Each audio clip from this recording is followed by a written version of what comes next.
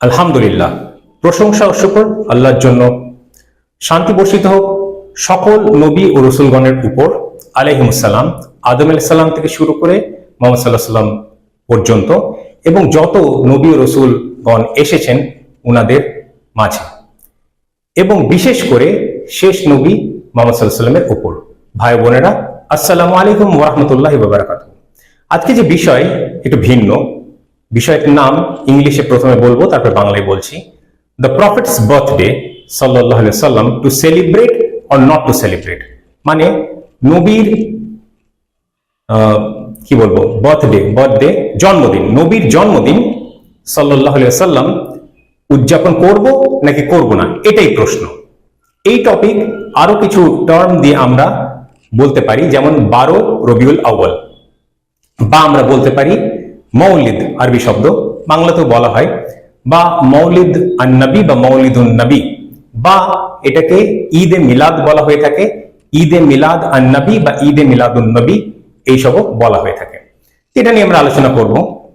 আলোচনা করার আগে কিছুটা প্রেক্ষাপট না তুলে ধরলে ব্যাপারটা বোঝা সহজ হবে না। ইসলামে যে কোনো বিষয় নিয়ে আলোচনা করা হোক না কেন, সেটা নিয়ে একটা দ্বিমত রয়েছে, মতভেদ রয়েছে, মতের পার্থক্য রয়েছে।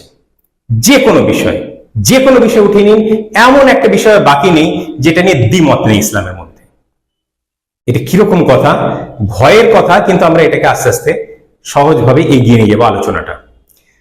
উদাহরণস্বরূপ, একটা বাচ্চার জন্ম হলো, তখন থেকে বিবাদ শুরু, দ্বিমত শুরু, যে তার কানে আজান দেওয়া হবে শুধুমাত্র, নাকি আজান ইকামাত দুটোই দেওয়া হবে, দ্বিমত রয়েছে।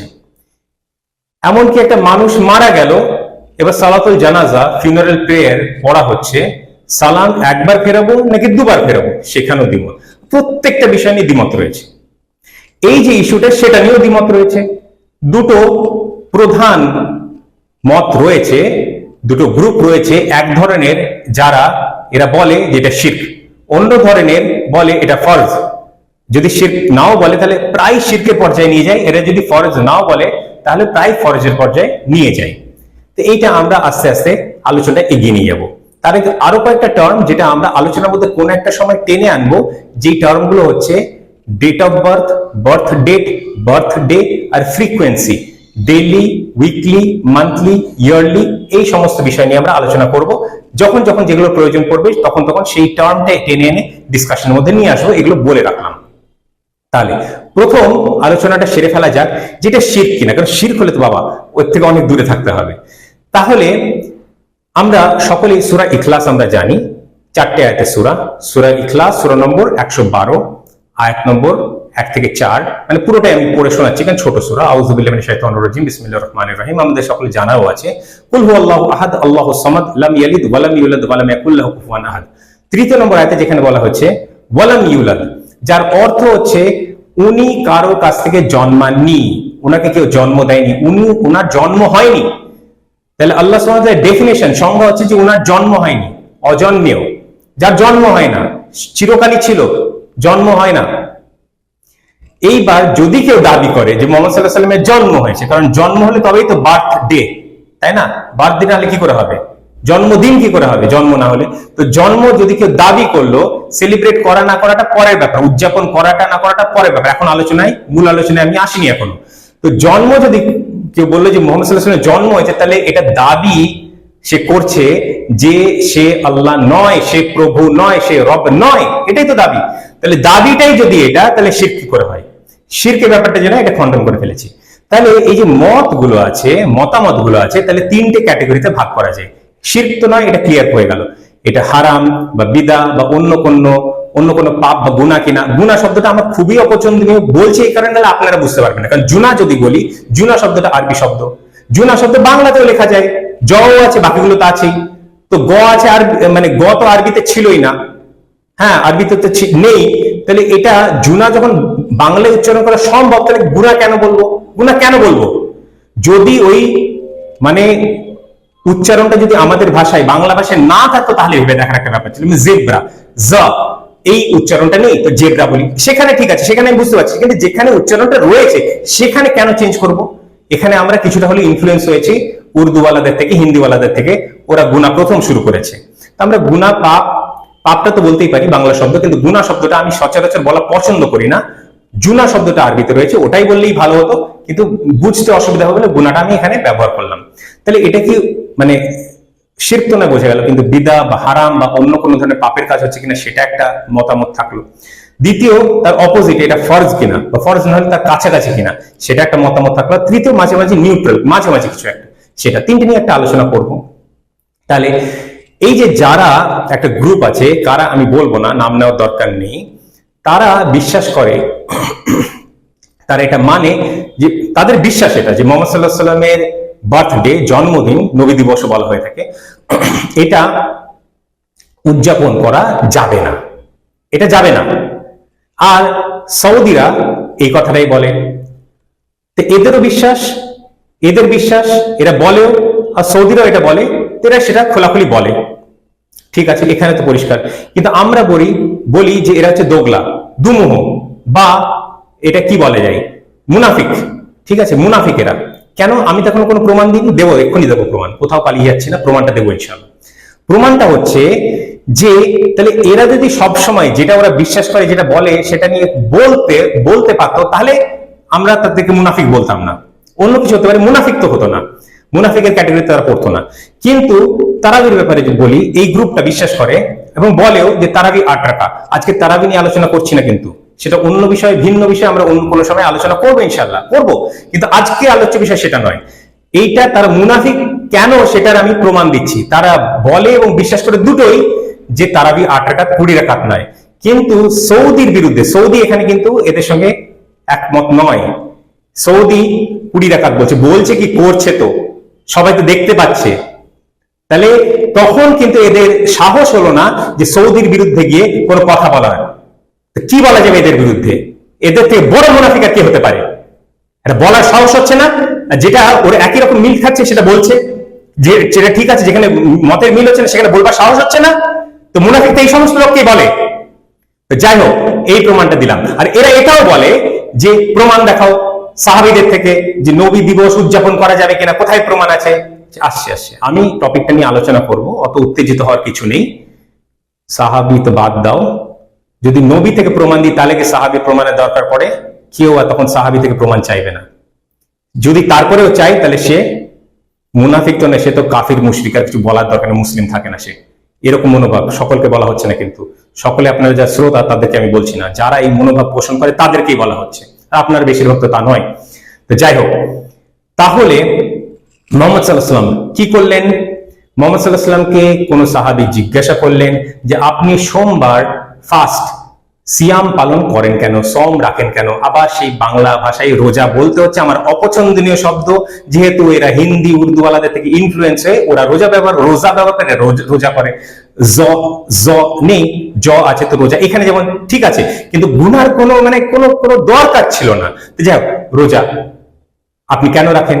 বলে এই দিন আমার জন্ম হয়েছিল, তাহলে সপ্তাহের এই দিনে আমার জন্ম হয়েছিল, সেই কারণে রাখি।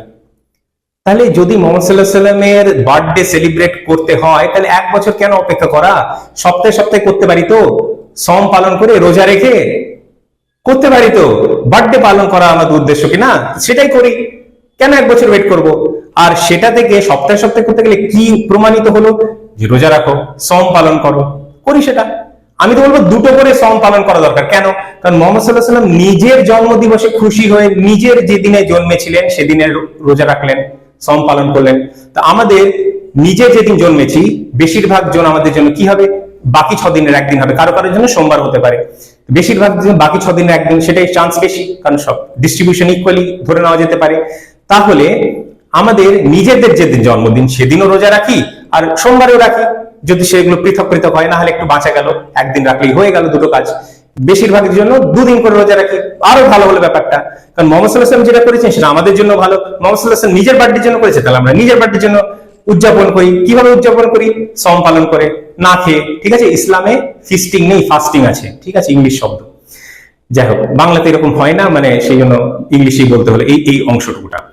আচ্ছা, কেউ বলবে এটা তো সপ্তাহের ব্যাপার, বছরের ব্যাপারটা কি?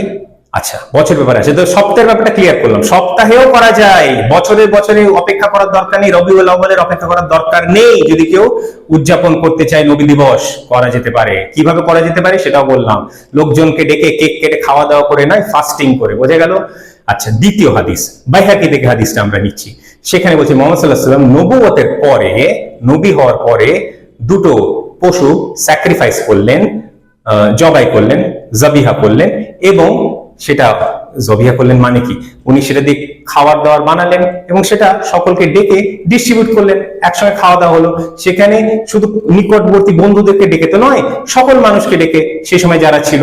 তাহলে এখানে ধনী দরিদ্র নির্বিশেষে, বিশেষ করে দরিদ্রদের দিকে খেয়াল রেখে এই কাজটা করা। কারণ এইটা আমরা যদি হজের দিকে লক্ষ্য করি আমরা, তাহলে আমরা কি করে অ্যানিমাল স্যাক্রিফাইস করি। অ্যানিমাল স্যাক্রিফাইস করে বেশিরভাগটা আমরা বন্টন করে দিই। যদি আপনারা বন্টন না করছেন তাহলে ভুল করছেন, নিজে খায় অবশ্যই, কিন্তু বন্টনও করি, বেশিরভাগটাই বন্টন করে দেওয়ার কথা। ঠিক আছে?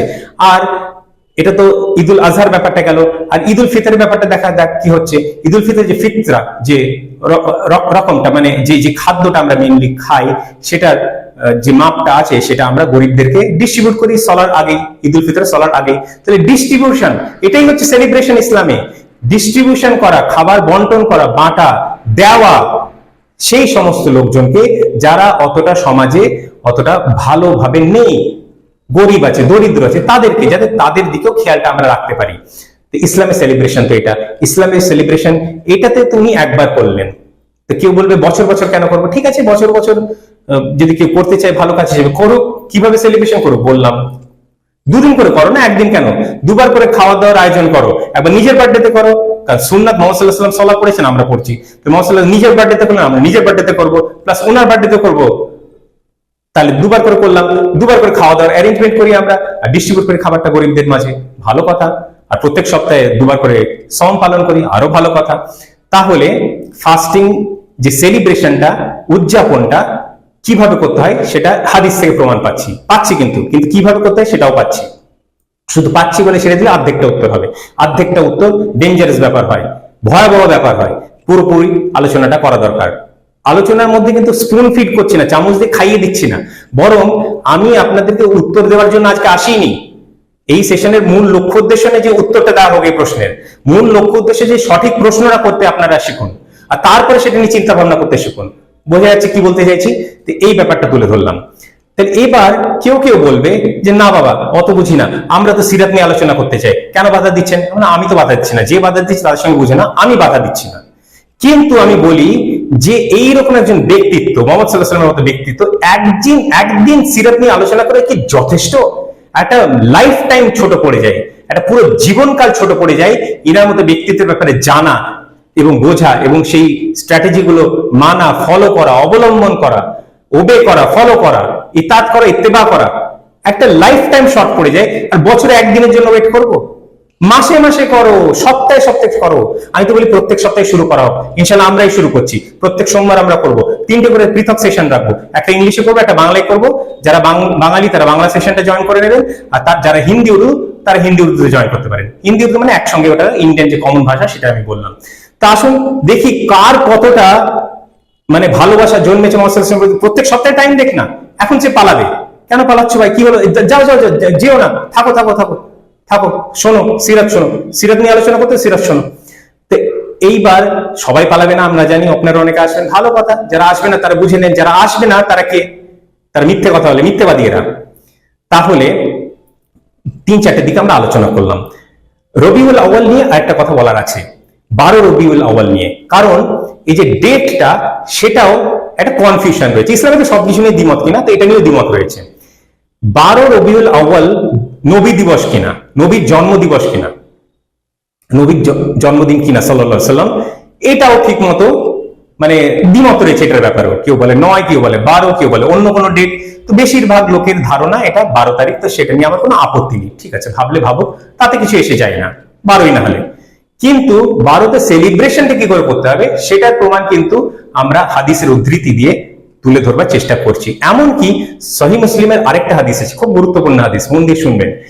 একবার মুহাম্মদ সাল্লাল্লাহু আলাইহি ওয়াসাল্লাম জিজ্ঞেস করলেন, এটা তো সাহাবী জিজ্ঞেস করেছে মুহাম্মদ সাল্লাল্লাহু আলাইহি ওয়াসাল্লাম, আপনি সওম পালন কেন করেন কেন?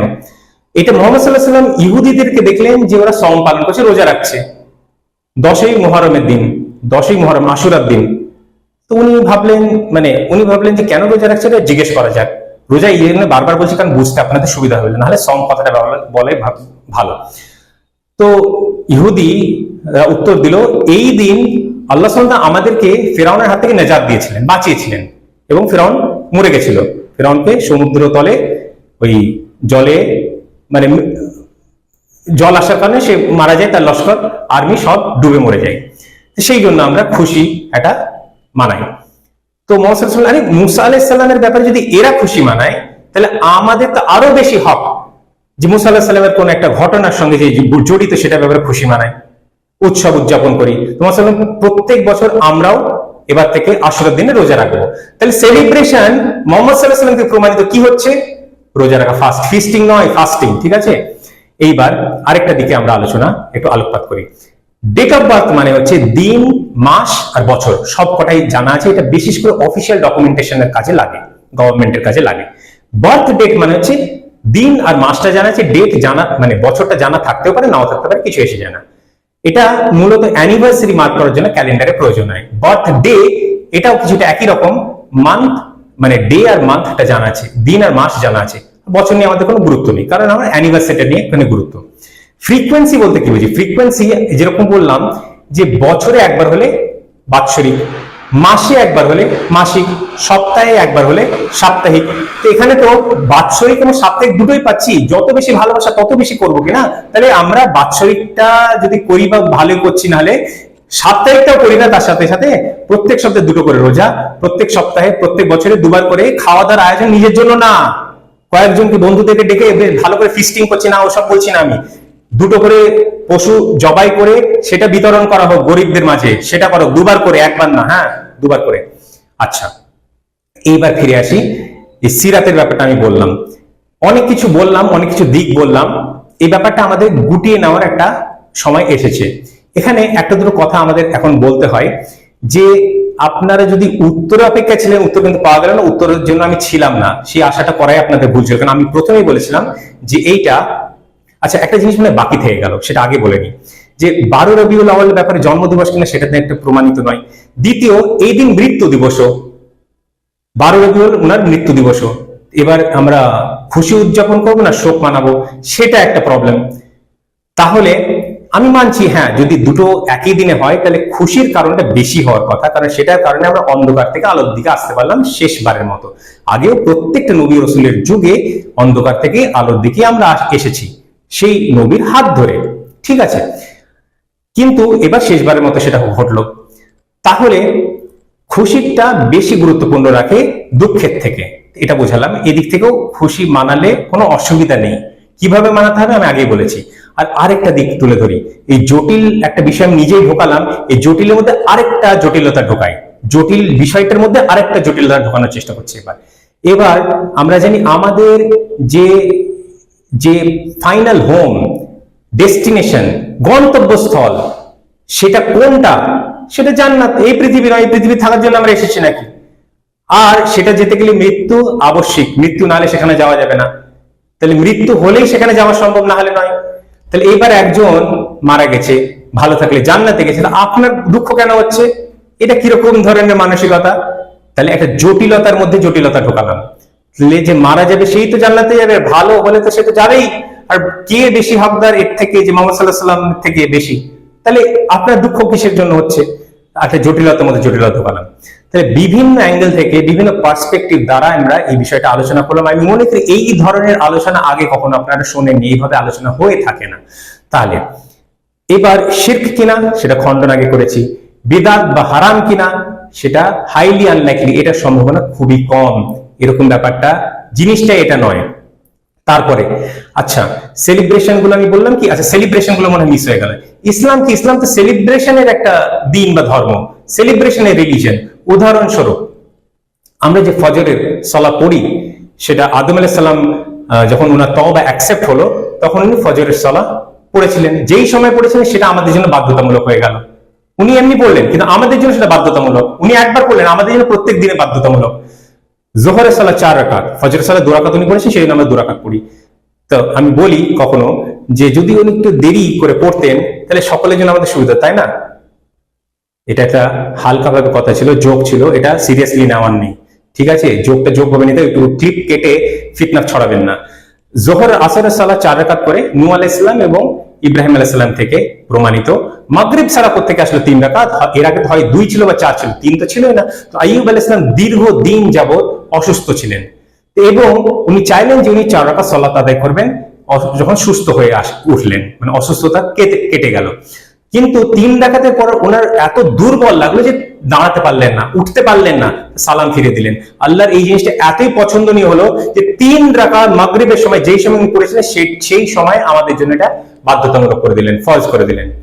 ঈশা মুহাম্মদ সাল্লাল্লাহু আলাইহি ওয়াসাল্লাম মিরাজে যান, তো ওনাকে গিফট হিসেবে, উপহার হিসেবে, তোফা হিসেবে দেওয়া হলো। তাহলে এটা তো মুহাম্মদ সাল্লাল্লাহু আলাইহি ওয়াসাল্লামকে তোফা দেওয়া হলো ঈশা সালাত 4 রাকাত। তাহলে এই যে সালাতগুলো 5 ওয়াক্তের, ফজর হোক, যোহর হোক, আসর হোক, মাগরিব, ঈশা হোক, আদম আলাইহিস সালাম, নূহ আলাইহিস সালাম, ইব্রাহিম আলাইহিস সালাম, আইয়ুব আলাইহিস সালাম, মুহাম্মদ সাল্লাল্লাহু আলাইহি ওয়াসাল্লাম, ইনাদেরকে স্মরণ করে সেলিব্রেশন। তো ইসলাম সেলিব্রেশন মানে ইবাদত, সেটা সালাহ হোক, সেটা ফাস্টিং হোক, সেটা সাদাকা হোক, এটাই।